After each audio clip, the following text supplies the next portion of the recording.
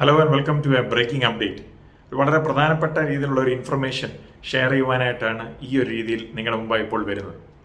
ഈ കഴിഞ്ഞ രാത്രി, അതായത് നമ്മുടെ ഇന്ത്യൻ ടൈം അതിരാവിലെ 5 waves of attacks, 5 set of ആക്രമണങ്ങളിൽ ഇസ്രയേൽ ഇറാന്റെ മേൽ ആക്രമണം നടത്തിയിരിക്കുക. ഇസ്രയേൽ ആ ഓപ്പറേഷന് പേര് വിളിച്ചിരിക്കുന്നത് പീപ്പിൾ ലൈക്ക് എ ലയൺ, സിംഹത്തെ പോലെയുള്ള ജനം.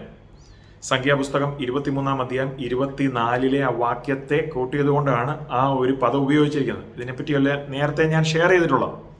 എന്തായാലും ഈ ഓപ്പറേഷന്റെ ലക്ഷ്യം ഇറാന്റെ ആണവ സൈറ്റുകൾ, ആണവ പ്രോഗ്രാമിനെ ഡെവലപ്പ് ചെയ്യുവാൻ ഉപയോഗിക്കുന്ന സൈറ്റുകൾ, ബാലിസ്റ്റിക് മിസൈൽ പ്രോഗ്രാം സൈറ്റുകൾ, പിന്നെ ഉന്നത ലെവലിലുള്ള ജനറൽസ്, IRGC, ഖുദ്സ് ഫോഴ്സ് എന്ന് പറയുന്ന സംഘടനയുടെ തലവന്മാർ, ഉന്നത ലെവലിലുള്ള സയന്റിസ്റ്റുകൾ, ഈ ആണവ പ്രോഗ്രാമുമായിട്ട് ചേർന്ന് പ്രവർത്തിക്കുന്ന സയന്റിസ്റ്റുകൾ, ശാസ്ത്രജ്ഞന്മാരെയൊക്കെയാണ് ഈ ഒരു ഓപ്പറേഷനിൽ ലക്ഷ്യം വെച്ചിരിക്കുന്നത്. എന്തായാലും സിറിയ, ഇറാഖ് എന്ന രാജ്യങ്ങളിൽ ഇതിനു മുമ്പ് മുൻകൂട്ടിയുള്ള ആക്രമണങ്ങൾ, അതായത് പ്രിയംറ്റീവ് സ്ട്രൈക്കുകൾ ഇസ്രയേൽ നടത്തിയിട്ടുണ്ട്, അവരുടെയൊക്കെ ആ ആണവ പ്രോഗ്രാമിനെ നശിപ്പിക്കുവാൻ. അതുപോലെ തന്നെയാണ് ഇപ്പോൾ ഇസ്രയേൽ ഇറാന്റെ ആണവ പദ്ധതിയുടെ മേലും ഈ ആക്രമണം നടത്തിയിരിക്കുന്നു. ടോപ്പ് കമാൻഡേഴ്സും സയന്റിസ്റ്റുകളും, ഉന്നത ലെവലിലുള്ള കമാൻഡർമാരും സയന്റിസ്റ്റുകളും അതിൽ ഉൾപ്പെട്ടിരിക്കും. ഈ ഇറാന്റെ ചീഫ് ഓഫ് സ്റ്റാഫ്, അവരും എല്ലാം തന്നെ ഈ ഒരു ഓപ്പറേഷൻ ഇല്ലാതായി കഴിഞ്ഞു. പിന്നെ പല ആണവ സൈറ്റുകളും എല്ലാം തന്നെ നശിപ്പിക്കപ്പെട്ടു. ഈ ഓപ്പറേഷനിൽ അമേരിക്ക ഡയറക്റ്റ് ആയിട്ടുള്ള രീതിയിൽ ഇൻവോൾവ് ആയിരുന്നോ അല്ലെങ്കിൽ ഉൾപ്പെട്ടിരുന്നോ എന്ന് ചോദിച്ചാൽ, നിങ്ങൾ ഓർക്കുന്നുണ്ടാവും, April 12 American president Trump Iran ഒരു ഡെഡ് ലൈൻ കൊടുത്തു. 60 ദിവസം തരാം, അതിനോടകം ഇറാൻ ഒരു ആണവ കരാറിൽ ഒപ്പുവെക്കണം. ഇന്നലെയായിരുന്നു 61ാമത്തെ ദിവസം. എന്തായാലും ഇത് എക്സ്പെക്റ്റഡ് ആയിരുന്നു. കാരണം 2-3 ദിവസങ്ങൾ മുമ്പാണ് അമേരിക്കയുടെ ടോപ്പ് ലെവൽ ഡിപ്ലോമാറ്റ്സിനെയും ഒഫീഷ്യൽസിനെയും എല്ലാം ചുറ്റിനുമുള്ള ഇറാഖ് പോലുള്ള രാജ്യങ്ങളിൽ നിന്നെല്ലാം തന്നെ അവർ പുൾ ഔട്ട് ചെയ്തിരുന്നു. പിന്നെ മാത്രവുമല്ല, പതിവ് പോലുള്ള ഡൈവേഷണറി ടാക്ടിക്സ്, ശ്രദ്ധ തിരിച്ചു വിടുന്ന രീതിയിലുള്ള പരിപാടികൾ ഇസ്രയേലും ചെയ്തിരുന്നു. ഉദാഹരണത്തിന്, ഇസ്രായേലിന്റെ പ്രധാനമന്ത്രി നെതന്യാഹു അർജന്റീനിയൻ ലീഡർ മിലെയുമായിട്ടൊക്കെയുള്ള സംസാരങ്ങളും ചർച്ചകളും, പിന്നെ അമേരിക്കൻ പ്രസിഡന്റ് ട്രംപ് തന്നെ പറയുന്നു ഇറാൻ താമസിയാതെ തന്നെ ഒരു കരാറിലേക്ക് വരും, അതുകൊണ്ട് ഇസ്രായേൽ അവരെ ആക്രമിക്കില്ല. അങ്ങനെയൊക്കെയുള്ളൊരു പിക്ചർ കൊടുത്തുകൊണ്ടിരുന്നത് കൊണ്ട് ഇറാന്റെ ഭരണകൂടം ഒരു രീതിയിലും പ്രതീക്ഷിച്ചില്ല ഇപ്രകാരമുള്ള ഒരു ആക്രമണം വരുന്നുവെന്ന്. ഇസ്രയേലിന്റെ മുഴുവനുമായിട്ടുള്ള എയർഫോഴ്സ്, യുദ്ധവിമാനങ്ങളും ഈ ഒരു ഓപ്പറേഷനിൽ പങ്കെടുത്തിരുന്നു.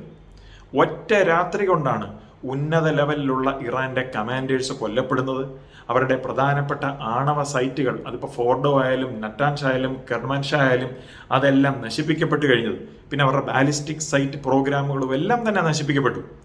ഇത് ശരിക്കും പറഞ്ഞാൽ this is an act of God, ദൈവത്തിന്റെ പ്രവൃത്തി മാത്രമാണ്.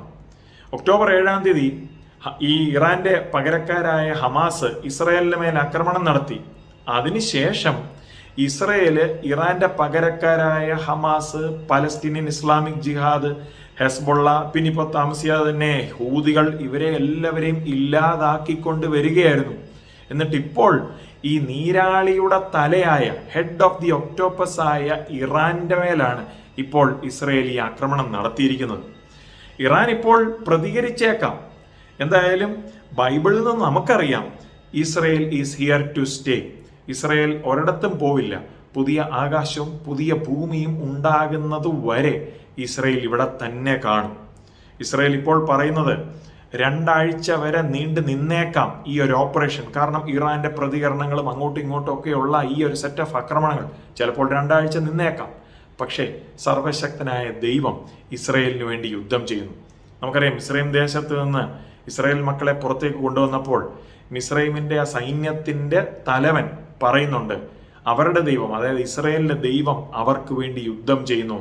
അപ്രകാരം പോലെ തന്നെയാണ് ഇപ്പോഴും ഇസ്രയേലിന് വേണ്ടി പ്രവർത്തിക്കുന്ന സത്യ ദൈവം, ബൈബിൾ വെളിപ്പെടുത്തുന്ന സത്യദൈവം അവർക്ക് വേണ്ടി യുദ്ധം ചെയ്യുകയാണ്. അതുകൊണ്ട് തന്നെ ഇസ്രയേലിന് വേണ്ടി പ്രാർത്ഥിക്കുക, ഇസ്രയേലിന്റെ ലീഡർഷിപ്പിന് വേണ്ടി പ്രാർത്ഥിക്കുക, അവർ ജ്ഞാനത്തോടുകൂടി ഓരോ കാര്യങ്ങൾ ചെയ്യേണ്ടതിനായി പ്രാർത്ഥിക്കുക. പിന്നെ അതുപോലെ തന്നെ ഇറാനിലുള്ള സിവിലിയൻസ്, ഇറാനിലെ സാധാരണക്കാർക്ക് വേണ്ടിയും പ്രാർത്ഥിക്കുക. എന്തായാലും ഈ അടുത്ത ദിവസങ്ങൾ ഈ ഒരു വിഷയത്തെ നിങ്ങളുടെ പ്രാർത്ഥനയിൽ തന്നെ ഓർത്ത് പ്രാർത്ഥിക്കുക. പിന്നെ അതുപോലെ തന്നെ ഈ ഇൻഫോർമേഷൻ എല്ലാം തന്നെ നമ്മുടെ ടെലഗ്രാം ചാനലിൽ ഞാൻ ഇതിനു മുമ്പ് ഞാനിത് പോസ്റ്റ് ചെയ്തിട്ടുണ്ട്. ടെലഗ്രാം ചാനൽ നിങ്ങൾ ഫോളോ ചെയ്യുന്നില്ലെങ്കിൽ ഇത് സംബന്ധിച്ചുള്ള പിക്ചേഴ്സും വീഡിയോസും ക്ലിപ്സും ഇൻഫർമേഷൻ എല്ലാം ഞാൻ നമ്മുടെ ടെലഗ്രാം ചാനലിലാണ് പോസ്റ്റ് ചെയ്തിരിക്കുന്നത്. ആ ടെലഗ്രാം ചാനലിലെ ലിങ്കോടെ ഞാൻ താഴെ ഡിസ്ക്രിപ്ഷനിൽ ഞാൻ കൊടുത്തേക്കാം. അത് ഫോളോ ചെയ്യുമെങ്കിൽ ത്രൂ ഔട്ട് ദി ഡേ ഇത് പ്രകാരമുള്ള അപ്ഡേറ്റ്സും എങ്ങനെയാണ് ഈ കാര്യങ്ങൾ ഡെവലപ്പ് ചെയ്യുന്നത് എന്നുള്ളതെല്ലാം ഞാൻ അതിൽ ഷെയർ ചെയ്യുന്നതായിരിക്കും. So bye for now, take care, be in prayer, പ്രാർത്ഥനയോടെ തന്നെ ഇരിക്കുക. God bless.